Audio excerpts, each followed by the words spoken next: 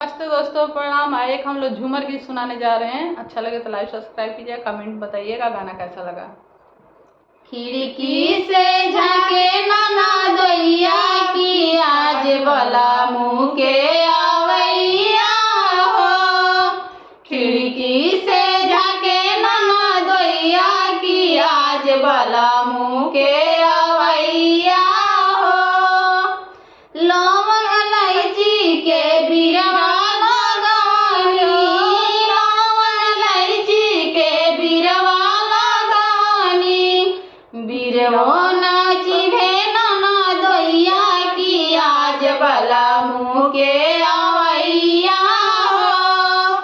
खिड़की से झाके ननदोइया की आज बला मुँह के आवैया हो।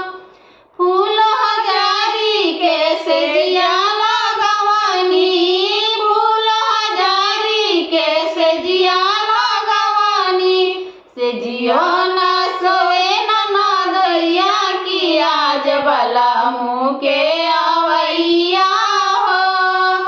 सेजियो ना सोए ननदोइया की आज बला मुँह के आवैया हो।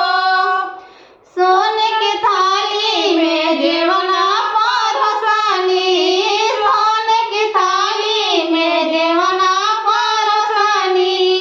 जेवना ना जेवे ननदोइया की आज बला मुँह के आवैया हो। जेवनो ना जेवे ननदोइया की आज बला मुँह के आवैया हो। खिड़की से झाके ननदोइया की आज बला मुँह के